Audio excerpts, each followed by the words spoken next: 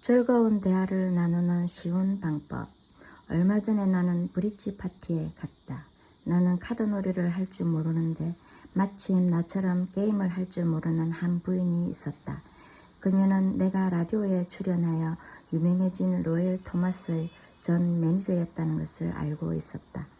그때 나는 그의 여행기 준비를 도와주기 위해 그와 유럽을 자주 여행했다. 그녀는 이렇게 말했다. 어머, 그러세요, 카네기 씨. 당신이 방문한 멋진 곳과 아름다운 경치에 대해 듣고 싶군요. 우리 두 사람이 소파에 앉자 그녀는 자신과 남편이 아프리카 여행에서 최근 돌아왔다고 말했다. 아프리카라고요? 하고 나는 큰 소리로 말했다. 얼마나 재미있었습니까? 저는 항상 아프리카를 가보는 것이 꿈이었어요. 그런데 아프리카에 간 것은 언젠간 알제리에서 24시간 머문 것이 전부랍니다. 진짜로 맹수들이 우글거리는 곳에 가보셨어요? 그랬군요. 정말 운이 좋으십니다. 부럽습니다. 저에게 아프리카 이야기를 들려주시겠습니까? 부인의 이야기는 45분이나 계속되었다. 그녀는 내가 가본 고장들과 경치에 대해서는 두 번 다시 묻지 않았다. 나 여행에 관한 이야기 따위는 아무래도 좋았던 것이다. 이 부인에게 필요한 것은 자신에게 관심을 가져주는 한 사람의 청중이었던 것이다. 자신을 과시해 보이면서 자기가 갔던 곳에 대해 이야기할 수 있었기 때문이다. 이 부인이 과연 비정상일까? 아니다. 대부분의 사람들이 이 부인과 비슷한 행동을 한다. 또 한 가지 예를 들어보겠다. 나는 뉴욕의 한 출판사가 주최한 만찬회에서 저명한 식물학자를 만났다. 식물학자와 만난 것이 생전 처음이라서 나는 그에게 흠뻑 빠져버렸다. 식물학자가 이국 풍치 가득한 식물과 새로운 식물 품종을 개발하기 위한 실험과 실내 정원 등에 대해 이야기하는 동안 나는 넋을 잃고 듣고 있었다. 그 당시 나는 실내 정원을 갖고 있었는데 식물학자는 내가 궁금하게 여기고 있던 문제들을 해결하는 방법을 가르쳐 주었다. 이미 이야기한 것처럼 우리는 만찬회에 초대받은 손님이었다. 다른 손님이 10여 명 더 있었지만 나는 모든 사교계의 규칙을 어기고 다른 손님들을 무시한 채 몇 시간 동안 그 식물학자하고만 이야기를 나누었다. 자정이 되자 다른 손님들과 인사를 하고 그곳을 떠났다. 그때 식물학자는 그날의 주인과 함께 이야기를 하면서 나에 대해 몇 가지 칭찬을 했다. 그는 나를 흥미로운 인물이라고 말하면서 이것저것 나에게 대해 언급하고는 가장 재미있는 대화라며 말을 맺었다. 가장 재미있는 대화가라고? 그럴 리가 없다. 나는 거의 아무 말도 하지 않았다. 화제를 바꾸지 않고는 말을 하고 싶어도 뭐라고 할 말이 없었던 것이다. 왜냐하면 나는 펭귄의 구조에 관해서 만큼이나 식물학에 관해서 알고 있는 것이 없었기 때문이다. 그러나 나는 이 한 가지만 했다. 그의 이야기를 진지하게 들어준 것이다. 진심으로 흥미를 느꼈기 때문에 관심을 갖고 들었던 것이며 식물학자는 그것을 알고 있었다. 자연히 그가 기뻐할 수밖에 없었다. 이와 같이 진심으로 경청하는 태도는 우리들이 다른 사람에게 보일 수 있는 최고의 찬사 가운데 하나이다. 잭 우드포드는 사랑의 이방인에서 이렇게 쓰고 있다. 자신의 이야기를 열중해서 들어주는 것과 같은 온건한 찬사에 지향하는 사람은 없다. 나는 식물학자의 이야기를 열중해서 들어주는 것과 같은 온건한 찬사를 한 정도가 아니라 완전히 정신을 빼앗겼다. 나는 식물학자에게 대단히 재밌었고 배운 바가 많았다고 말했는데 실제로 그랬다. 나도 그처럼 많은 지식을 갖고 싶다고 말했고 실제로 그렇게 생각했다. 그와 함께 채집을 나가고 싶다고도 이야기했는데 실제로 그렇게 되었다. 나는 그를 다시 한번 만나고 싶다고 말했고 또 그를 다시 만났다. 실제로 나는 잠자코 듣기만 하면서 그에게 말을 많이 하도록 했을 뿐인데도 그는 나를 말재주가 좋은 사람이라고 생각했던 것이다. 사업상의 면담을 성공적으로 이끄는 비결은 무엇일까? 전 하버드 대학 총장인 찰스 W. 엘리어트에 의하면 성공적인 사업상의 상담에는 비결 따위는 존재하지 않는다. 상대방의 이야기와 주의력을 집중하는 것이 매우 중요하다. 어떠한 찬사도 이만한 효과는 없다. 엘리어트 총장은 다른 사람의 이야기를 듣는 데 명수였다. 미국 최초의 위대한 작가 중 한 사람인 헨리 제임스는 이렇게 회상했다. 엘리어트 박사의 경청하는 태도는 단순한 침묵이 아닌 활동의 일종이었습니다.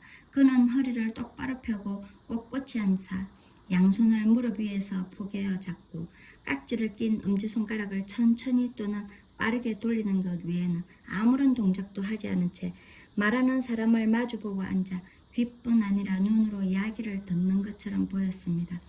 그분은 마음으로 상대방의 이야기를 들었으며 말하는 사람이 말하고 싶은 것을 충분히 말할 수 있도록 세심한 주의를 기울였습니다.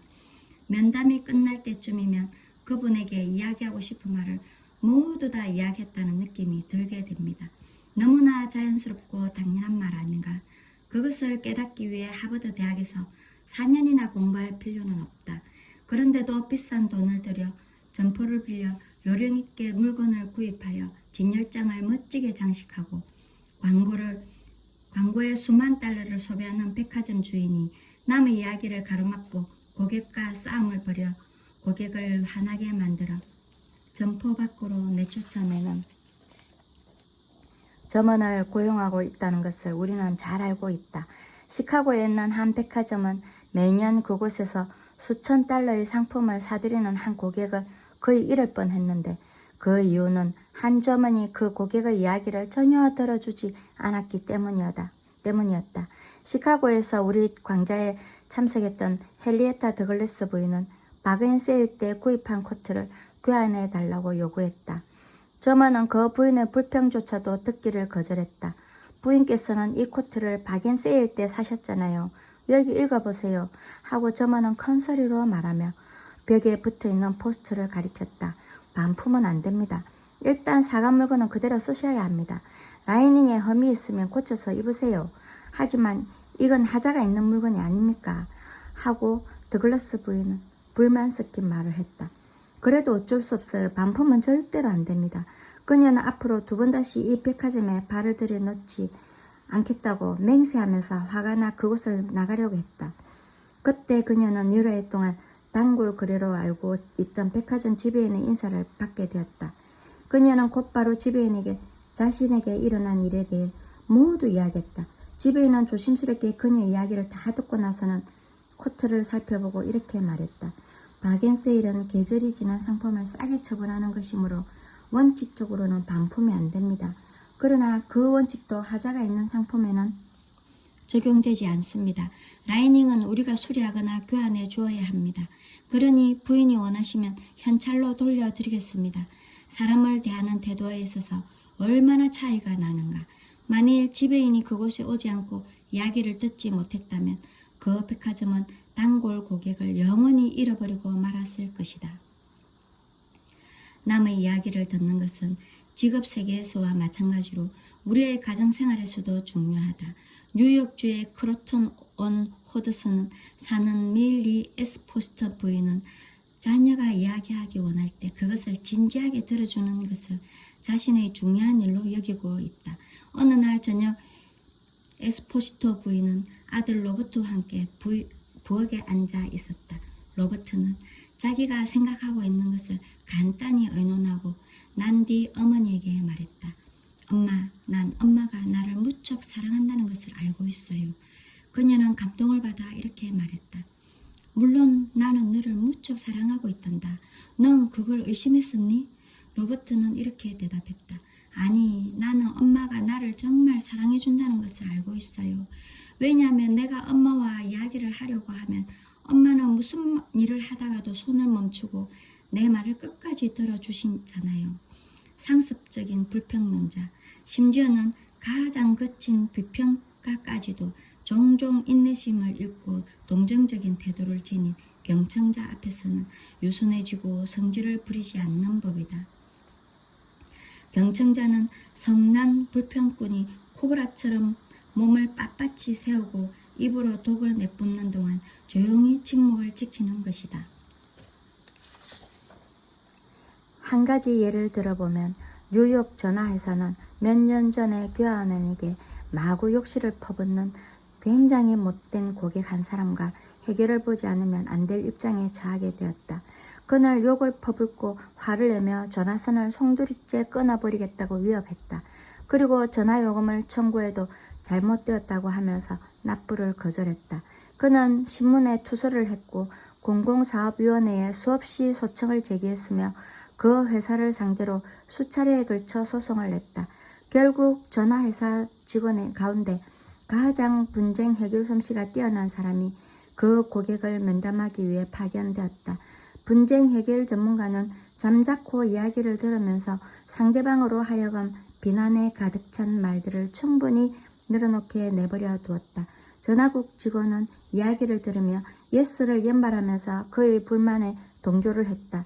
그는 계속해서 화를 냈고 저는 거의 3시간 동안 듣고만 있었습니다. 하고 그 직원은 내가 주최하는 강좌에 나와 자신의 경험담을 이야기했다.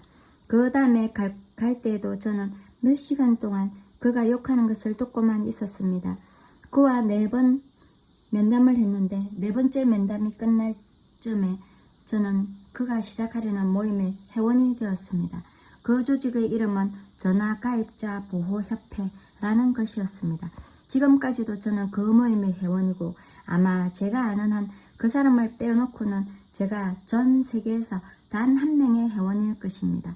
면담을 하는 동안 저는 상대방의 주장에 동정심을 나타내며 잠자코 들었습니다.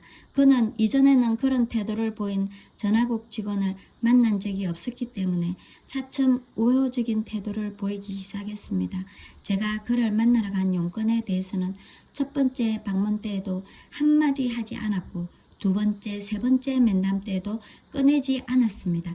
그러나 4번째로 면담을 할 때 저는 목적을 완전히 달성했습니다. 그는 밀렸던 요금을 청산하고 전화회사와의 분쟁 역사 가운데 처음으로 공공사업위원회에 대한 소청을 자진해서 취하해 주었습니다.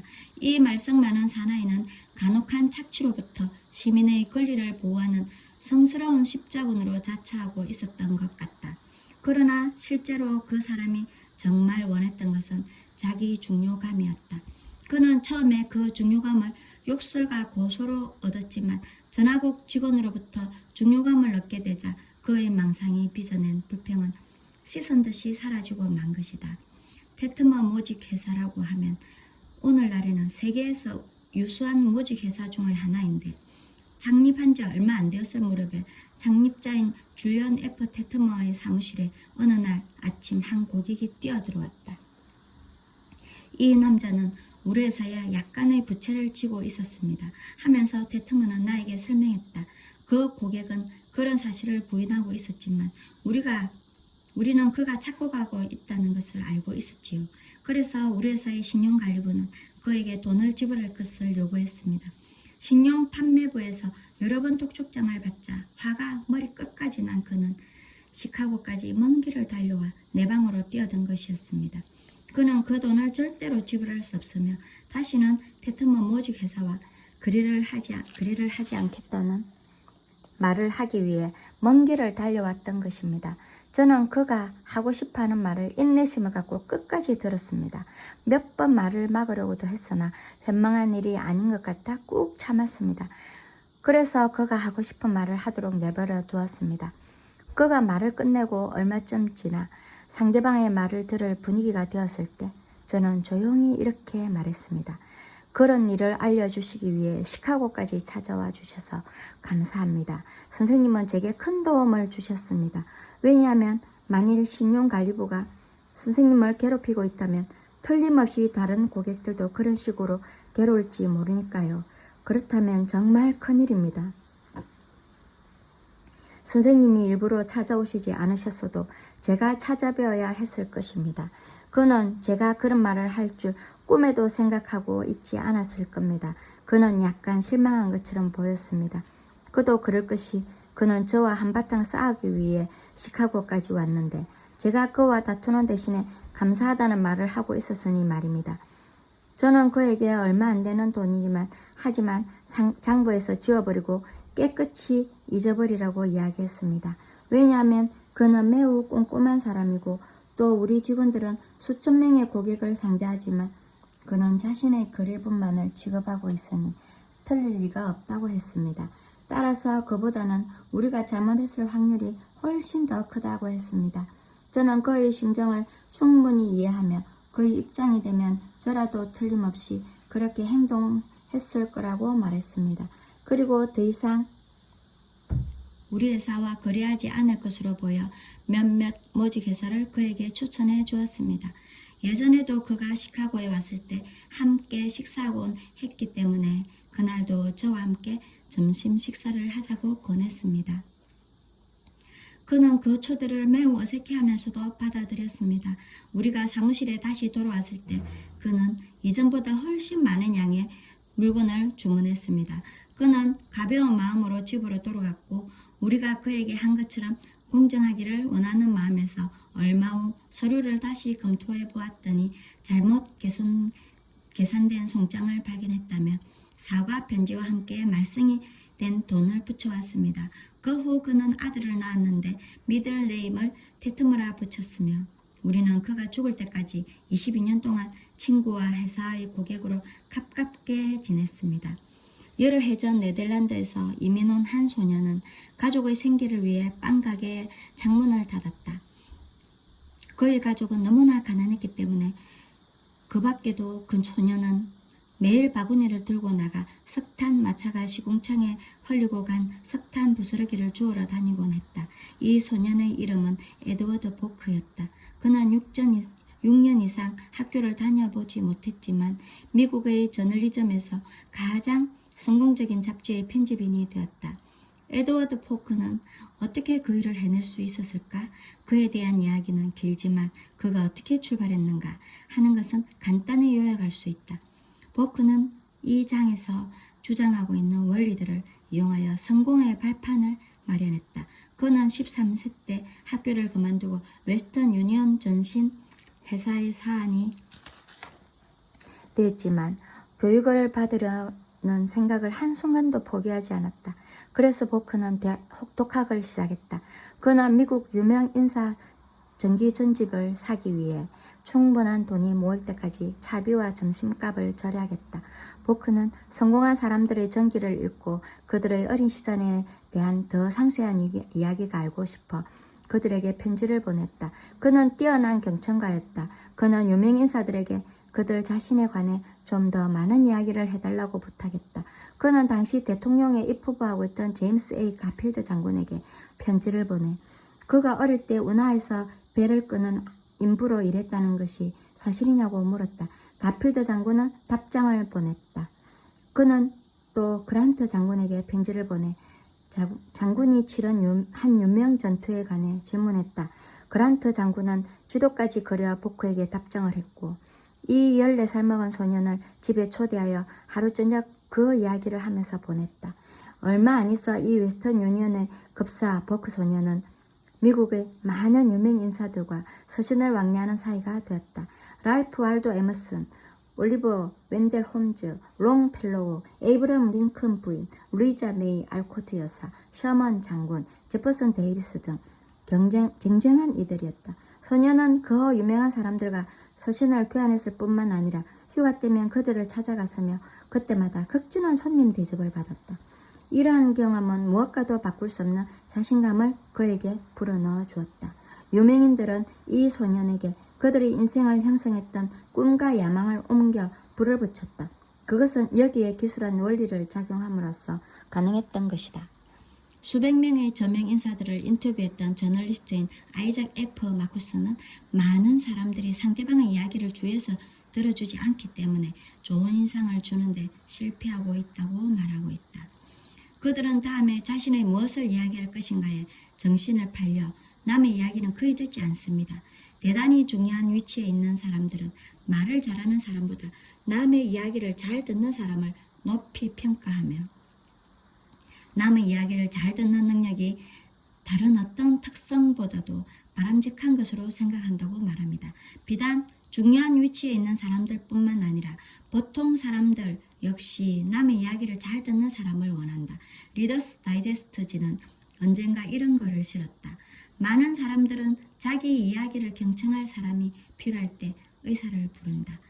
남북 전쟁의 위기에서 에이브리엄 링컨은 일리노이주 스프링필드에 사는 애친구가 편지를 보내 워싱턴으로 와줄 것을 부탁했다. 링컨은 몇 가지 문제에 대해 그와 상의를 하고 싶다고 했다. 그 옛날 이웃 친구는 백악관을 방문했고 링컨은 노예 해방 선언을 발표하는 것의 타당성에 관해 몇 시간 동안 친구에게 이야기했다. 링컨은 그것에 반대하는 것과 찬성하는 것에 관해서 언급한 다음 노예를 해방하지 않는다고 자신을 비난하는 것과 겁이 나서 노예를 해방하려고 한다고 비난하는 의견을 담은 편지들과 신문기사를 읽어주었다. 몇 시간 동안 쉬지 않고 떠들어댄 링컨은 옛 친구에게 악수를 청해 작별 인사는 하고는 한마디 의견도 물어보지 않은 채 그를 일리노이로 돌아가게 했다. 링컨은 모든 이야기를 혼자 했다. 그렇게 함으로써 링컨은 어느 정도 마음이 편해진 것처럼 보였다. 그는 이야기를 하고 난 뒤 얼굴이 훨씬 밝아져 보였습니다. 라고 링컨의 옛 친구는 말했다. 링컨은 그의 조언을 듣고 싶었던 것이 아니었다. 링컨이 원한 것은 자신의 마음을 털어놓을 수 있는 우호적이고 동정적인 사람이었던 것이다. 이것은 공경에 빠졌을 때 우리 모두 원하는 것이다. 종종 성난 고객이나 불만을 품은 사원이나 감정을 상한 친구들이 원하는 것은 이것뿐이다. 현대에 있어서 가장 뛰어난 경청자 중에 한 사람은 지그문트 프로이드였다. 프로이드를 만나본 사람은 그의 경청하는 태도를 이렇게 묘사했다. 그 모습은 너무나 인상적이어서 도저히 프로이드를 잊지 못할 정도였습니다. 그는 어떤 사람에게서도 찾아볼 수 없는 특성을 지니고 있었습니다. 나는 그런 집중된 주의력을 본 적이 없습니다. 그것은 나의 사람의 마음을 꿰뚫어 보는 듯한 영혼을 파고드는 응시 같은 것이었습니다. 그의 눈은 온화하고 다정스러웠습니다. 목소리는 낮고 친절했고 제스처는 거의 없었습니다. 그러나 프로이드가 나에게 보내는 주의력, 내가 말한 것에 대한 그의 찬사는 정말 엄청난 것이었습니다. 어떤 사람이 당신의 말을 그렇게 들어줄 때의 기분은 아마 상상도 못하실 겁니다. 만일 당신이 사람들로 하여금 당신을 피해 다니게 하고 등 뒤에서 당신을 비웃게 경멸하게 만들 방법을 알고 싶다면 여기에 그 처방이 있다. 누구의 말이든 절대로 오랫동안 듣지 말라. 쉴 새 없이 자기 자신의 일을 떠들어댄다. 다른 사람이 이야기하고 있는 동안 좋은 생각이 떠오르면 그 사람의 말이 끝나기를 기다릴 필요가 없다. 남이 말을 하거나 말거나 중단시키고 자기 말을 하면 된다. 당신은 그런 사람을 알고 있는가? 불행하게도 나는 알고 있다. 그리고 그보다 더욱 놀라운 것은 그들 중에 일부는 유명인사라는 것이다. 그런 사람들은 지루하기 짝이 없다. 그들은 자신의 자아에 도취되어 있고 자신의 중요감에 취해 있는 사람들이다. 자기 자신에 대해서만 이야기하는 사람은 오로지 그들 자신만을 생각하는 사람들이다. 콜롬비아 대학 총장으로 다년간 재직했던 니콜라스 머레이 버클리 박사는 자기 일만 생각하고 있는 사람은 교양 없는 사람이다. 가령 어느 정도 교육을 받았더라도 교양 없는 사람이다. 라고 했다. 그러므로 말주변이 있는 사람이 되기를 원한다면 우선 주의 깊은 경청자가 되어야 할 것이다. 자신에게 흥미를 느끼게 하려면 먼저 남에 대한 흥미를 가져야 한다. 다른 사람들이 대답하기 좋아하는 질문을 던져야 한다. 그들 자신과 그들의 업적에 관해 이야기하도록 그들을 격려해 주어야 한다. 당신이 이야기하고 있는 사람은 당신이나 당신의 문제들보다 몇백 배 더 그들 자신의 소망과 문제에 대해 관심을 갖고 있다는 사실을 명심해야 한다. 어떤 사람의 치통은 수백만 명을 굶어 죽게 만드는 중국의 기근보다 더 중요한 일이다. 목에 돋은 종기가 아프리카의 지진보다 그에게는 더욱 심각한 것이다. 다음에 대화를 시작할 때는 이 점을 명심하도록 하라. 남의 말을 잘 들어주는 사람이 되어라. 스스로에 대해 말하도록 다른 사람들을 고무시켜라.